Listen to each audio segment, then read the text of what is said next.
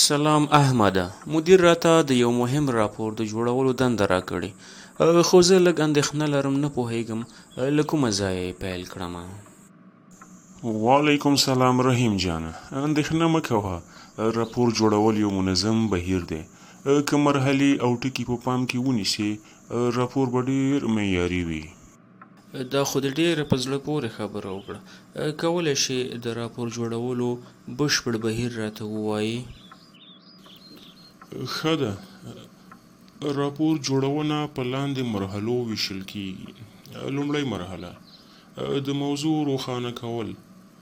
باید پوه شي چې راپور د څه لپاره جوړیږي. د راپور موخه څه ده. د مثال په ډول د راپور موخه اطلاع ورکول دي، یا تشریح کول دي، یا د راپور موخه د حل لارې وړاندیز کول دي. دوهمه برخه د معلوماتو سرچینې ټاکل دي. د راپور لپاره باید کره او د باور وړ معلومات راټول شي. دا معلومات کیدای شي له اسنادو، یا راپورونو، یا مرکو، همدارنګه له انټرنیټ یا د دفتر له ډیټابیس څخه ترلاسه شي. دریمه برخه د معلوماتو ټولول او شننه ده. راټول شوي معلومات باید په دقیق ډول تحلیل شي.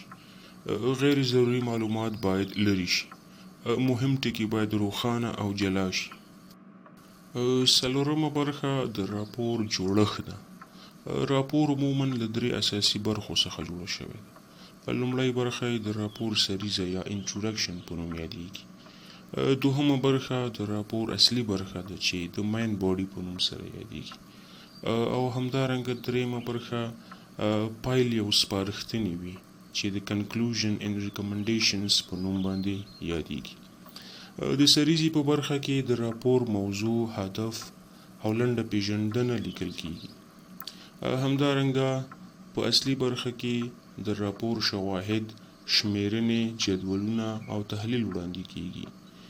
او همدارنګه د سپارښتنې او پایلې په برخه کې لنډه پایله لیکل کیږي، او که اړینه وي سپارښتنې هم وړاندې کیږي. د راپور پنځمه برخه د ژبې او سبک انتخاب ده.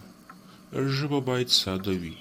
همدارنګه ژبه باید رسمي او واضحه وي. اوږدې جملې په راپور کې باید استعمال نشي. د امکان تر حده له جدولونو او همدارنګه د چیک لیسټونو یا بولټ پوینټ څخه استفاده وشي.